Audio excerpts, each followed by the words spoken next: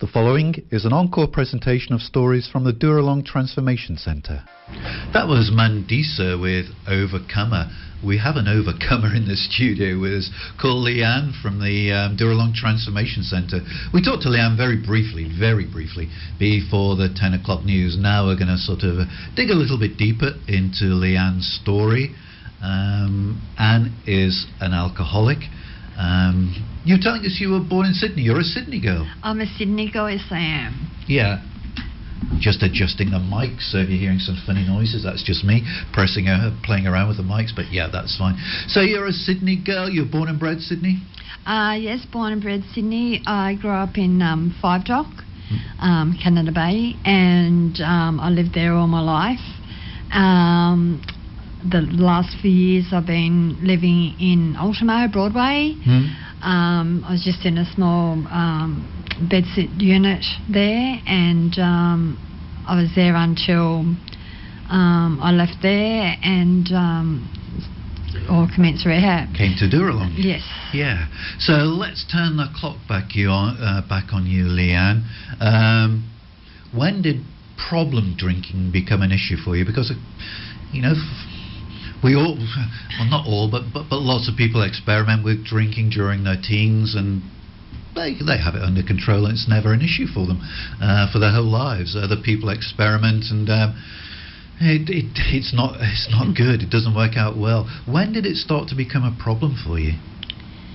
I'd say mainly in my mid to late 20s. I was drinking and drinking with friends, but I was sort of noticing that maybe I was drinking more than them and longer than them. I was always wanting to be the last one to leave anywhere and just, one more drink. Yeah. Then I started having problems at work where I was being bullied by my manager. I used to actually love the job I had there, and obtained a new manager, and sort of things started going downhill from there, very quickly, unfortunately. Is there a connection between, you say you started drinking heavily in your late 20s, and then you just mentioned that there was a problem at work with a boss who was a bit of a bully? Are the two connected? Were you drinking because of that? Is that the reason for the... I think definitely. I mean, I can't, she didn't force the bottle down my throat, so I can't blame her totally, but I just feel I just lost total confidence in myself, and I think I might have been, reflecting back, I think it could have been a confidence issue, that I didn't think I was good enough, and maybe the alcohol was giving me Dutch courage, basically. Well, that's what they call it, isn't it? Yeah. And a lot of people, if they feel that they're not confident, they just crave a drink. Yeah. And then if you've been bullied at work, you go home and you feel like you've had the day from hell. Is that another danger time for you? Oh, definitely. I'd go home from work and I'd be just exhausted and just... both emotionally and physically, I was just so drained, and I just couldn't be bothered eating, and I just think, I'll just have a drink and just relax, and then I'll have something to eat, and I was just getting to the stage where I was not worrying about the eating, just the drinking, and it wasn't it was just progressively getting worse, where it wasn't, I'll just have a drink and, get on with things. It was just, I'll just have another and another and another. Yeah. And did you recognise in yourself that this was a problem? Not really. I think I knew deep in the back of my head, but I was just in total denial. I just kept thinking, no, that's okay. I deserve it. I need a drink. I've had the worst day ever. Worst day ever. I deserve this. So we play tricks on ourselves, like you say, to convince ourselves, no, I deserve it. Anyone would have a drink in these circumstances. Yeah, exactly. And unfortunately, I think it was more, as it progressively got worse, it was, I started to get more of a need than a want as well. Ah, right. So you were sort of needing now alcohol, not desiring it, needing it to get through the day. Yes, that's correct, yeah. That marks a big transition, doesn't it? From, I'm dying for a drink, I'd love a drink, to I actually need a drink. That's right. And then I think when it as I said, it was getting progressively worse, and then it was, I need a drink before I go to work, and that's obviously when alarm bells would be sounding. Yeah. But you didn't pay attention to them. No, I was just turning those bells off and just to get a denial. Yeah, I mean, we've heard it so many times from the guys and girls from Dooralong that family and friends around them are seeing what's happening and trying to help, but their attitude of mind is, I could stop if I wanted to. Yeah, that's right, and sort of thinking I can stop if I want to, and it's my business what I want to do. My life. I like business. to drink. I know. Yeah. Why shouldn't I? Why shouldn't I? Yeah, it's my life. And was that same for you? Were family members and friends becoming really concerned for Leeanne? Yes, they were extremely. To solve that problem, with my friends, I just stopped going out and making excuses if I was invited to a particular friend's house for a party or whatever. I'd say, I can't, I'm going to, Joe Bloggs' just make up, and my party was at home by myself, and I just didn't want to go. Yeah. Obviously, I did know deep down that I didn't want to see them because I'd turn up at the party when I was going out, and like obviously the party had already started. With me, I was like, probably half you drunk. were a few drinks ahead of the rest of the crowd. A few drinks ahead of the crowd, exactly. Yeah. So you were telling me off that your family really became concerned, and you were telling me that tale of your sister taking you out for the day. Yes, my sister put a little bit of intervention in. She lives in Queensland, or lived in Queensland at the time, and as I said, I knew they were very concerned about me, and but I was bluffing them, or I thought I was bluffing them, and they said, they're coming down to Sydney for the day, and we're picking you up to take you out, be ready at so-and-so, don't be late. And I thought, okay. And then I got in the car with them, my sister and my brother-in-law, and I said, where are we going? And they go, and kept changing the conversation. And then all of a sudden we started heading out to the Concord Hospital, which is like, I thought, nothing out there but a hospital, basically. Why are we going here? And took me in and saw a psychologist that I had been seeing, and said, we've booked you in here for detox, and I've got a room for you going in tonight. And I just sort of lost it. I said, I'm not going anywhere tonight. And they said, should I cable tomorrow? And I said, we're just worried that you won't turn up. And I said, no. I said, I've just realised, it was just a moment. I thought, okay, obviously this is what I have to do. And so I ended up in detox there, and then went to another rehab for a while, and unfortunately I thought I knew everything, and I didn't. And time went on, and I ended up in Dooralong now. And so this isn't the first. So how many of you? This is my fourth rehab. I was in one in Sydney twice. That was only a short-term 28-day stay, and I think the problem with that, it probably works for a lot of people, it just didn't work for me, because I thought that 28 days, I'm cured. It doesn't matter how, I've been drinking for so many years, but 28 days I know everything, and I don't need, and been advised to follow, steps to keep a sobriety. And I thought, I don't need to do that. I don't need to go to meetings. Yeah. That's not for me. Now. I'm cured. I'm good. I'm cured. It's all, it's a miracle. It's all over. Wasn't. It wasn't. Definitely wasn't. And so you found yourself this February at Dooralong. That's correct. I come from another rehab to Dooralong, and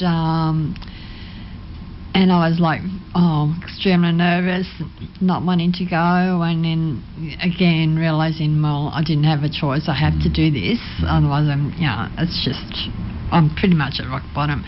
And found myself at Dooralong, and I was very nervous at first, and settling in, but I just absolutely love it there now. I often say to my caseworker, you're going to have to get me out of there kicking and screaming and dragging me at the gate, because it's just fantastic there, and I've just learnt so much and continue to learn. Talking to Leeanne this morning, our guest from Dooralong. Leeanne was talking to us and telling us about her early life of alcoholism, how her sister promised her a day out but took her to a rehab centre, which was the first of 4 you were telling me. Dooralong's your 4th one, isn't it? That's correct, yeah. And hopefully, yeah. And the last. And the last one. The last, yes. So what's different about Dooralong than the 3 previous ones, do you think? I just think there's just more things happening. There's so many different courses and things you can do. We have work duties in the afternoon, which a lot of people don't like. I'm not one of them. I love it.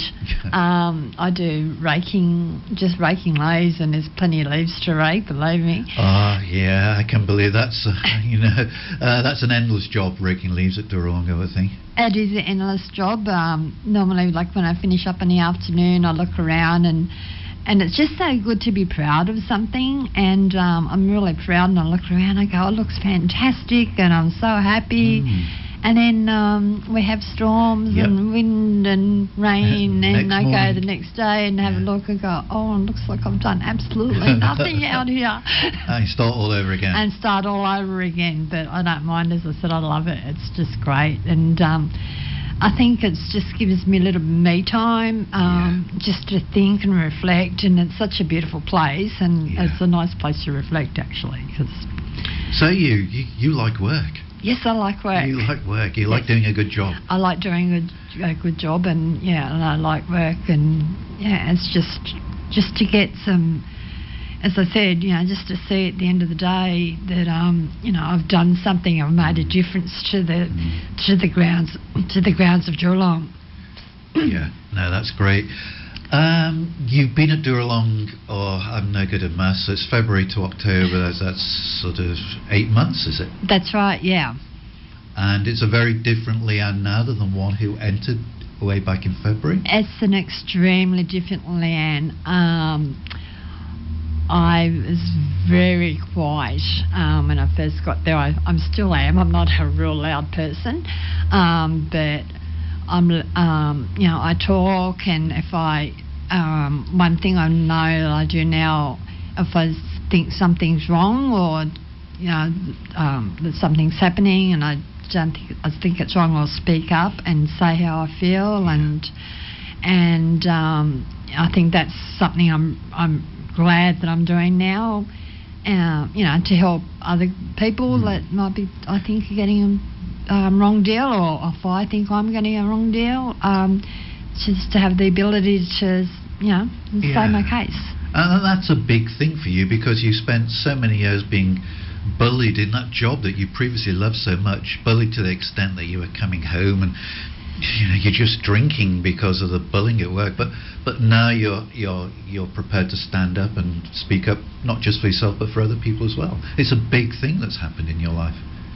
Yes, it is a big thing, and I think it's one of the, I'm proud of a lot of things that I've achieved in the last few months, but that's definitely, I'd say, if I had to say one thing that I'm proudest of, that'd definitely be that, to stand up for myself and have the confidence to stand up for myself and for others if I see that they're not quite at that level yet. Just to be sort of like mentoring them a little bit, the newcomers and stuff, because I know what it's like to be a newcomer. Now, it was your sister that started you on this sort of road to recovery, if you like, with that bit of a trick she played on you, we're taking you for a day out and ended up at rehab. What does your sister make of your progress at Dooralong? Oh, they're so happy and so pleased for me. I haven't seen them because they're not in Sydney or not in this area, so I haven't seen them, but I speak to my sister and my brother regularly, and they can just hear it in my voice, and and just, and I let them know what I've been doing during the week, and and just and how much happier I sound, and probably how much clearer I sound, and they can understand what I'm saying. Yeah. I always sort of thought when I was deep in addiction, they can't see that I'm drunk, so they don't know, but they obviously certainly could hear it. The speech gave it away. The speech gave it away. So they're both pleased and very proud. Yes, they're both pleased and really, really proud of me, which is great. You were telling me as well that you were brought up in a Catholic home. Yes, I was. Yes, I attended Catholic school from kindergarten to year 10, where I completed school, but always Catholic education. Yeah. And so those little nuggets of gold that were sort of planted in you when you were a child at school, they were still there, but you were telling me that you just pushed them away a little bit. Yeah, they were still there, but it wasn't really there. It was sort of in the back of my head, and I mean, I still believed in God and still had faith and things like that, but I just wasn't using maybe my faith. I wasn't trusting my beliefs and just pushing it away and thinking, it's not doing anything. I mean, God's not helping me here. And then I think being in Dooralong, realising, God helps those who help themselves. My mother used to say that all the time. I think every mother says that. And but how true it is. I mean, once I sort of reached out to God, He's there with me every moment, and it's great. Now we have chapel every Wednesday night, and I love chapel, and it's on tonight. I'm looking forward to it. Yeah. And I go to Tugwell Lakes church on Sundays, which I love, and love worshipping there, and it's just fantastic, and I just feel like so much more relief and just settled in myself with my faith. More at peace. Yes, a lot more at peace. Yeah. And you were also telling me whilst we were listening to some music that not only do you go to church on the Sunday, but you've actually joined some midweek worship at your church as well. Yes, the ladies there have a group on Wednesdays, and I've started attending that, and it's fantastic. Good morning, ladies, if any of you are listening. A couple of weeks ago, one of the ladies had a morning tea at her house, and it was just beautiful. We sat around, and that's the first time I've sort of been out in an environment where just ladies sitting around talking and just having a coffee social context. And a cake instead of a glass of wine, and and that's the first time I've done that in a year. So it was it was the first time I've actually done that for many years. But it was lovely. And how did it feel? Felt good? Oh, it felt good. I had the best day. I just come back and walked back in with the biggest smile on my face, and my caseworker was at the gate when I walked in, and she said, "How was it?" I said, "Oh, it was best. It was fantastic." And it was just so different. Now I was walking around looking at this lady. She had a beautiful garden, and walking around looking at her garden, and it was a great day. It was fantastic. Developing a passion for coffee is fairly harmless, so cake and coffee are a good mix. So I mean, if you develop a passion for those, that would be good. That can replace all the alcohol. It doesn't give you, it does give you a headache, but you remain with a clear head. Talking to Leeanne this morning. Leeanne originally from Sydney, but not going back to Sydney once you leave Dooralong, you tell me. No, I'm not. I've sort of realised that Sydney, as much as it's a lovely place, it's not lovely for me. It's I just know what will happen. I just know what I'm like, and I know I'll probably end up back in isolation, and I'm worried that the same thing will happen, and so I want to stay up this area. So easy, I think, isn't it? In a big city with all millions of people around you, you can feel very disconnected. Yeah, you can, because it's been such a big city, and everyone's just in a rush to do everything. And I think if you don't put yourself out there, you're easily forgotten. Yeah. And which sort of suited me at the time. But no, I definitely don't want to go back to Sydney. It's just... And we're going to get a new sort of new immigrant to the Central Coast then, are we? Yes, at this stage, Yay. I'm definitely looking at that. I'm not a young girl, and so I'm thinking of moving in or getting a over 55s retirement village. Yeah. Just so there's things to do, like if I want to go out on a day trip or whatever, I can do that. Yeah. If I don't, I can stay there and just meet new people, and because I've met a lot of lovely ladies from church on Sunday, and sort of get more involved with those and different groups, and start doing craft groups, which I love craft now. I love colouring in, and so start doing things like that. So you will continue to go to church, and hopefully you'll be close enough to go to, where did you say, was it Tuggerah Lakes Tuggerah Church? Lakes Church, yeah. Yeah, so that would be your ideal sort of, to find work and accommodation close to the Tuggerah Lakes Church. Yes, that's the ideal. That's the ideal plan, yeah. Yeah. Is it? I'm sure it is. It's. You must have mixed emotions because you've done so well on the course, and you're feeling really proud of the sort of your personal growth that you've made, which is great, and we thank God for that. But at the same time, you must also be anxious for the future and thinking, like some of the guys have said to us, they feel as if they've lived in a little bit of a bubble at Dooralong, and they just have this nagging little doubt, what's it like, will I be able to cut it on the outside? Oh, I definitely feel that, because it, as the other people have said to you, it is like a little of a bubble sort of thing, it's a safe place, and Yes.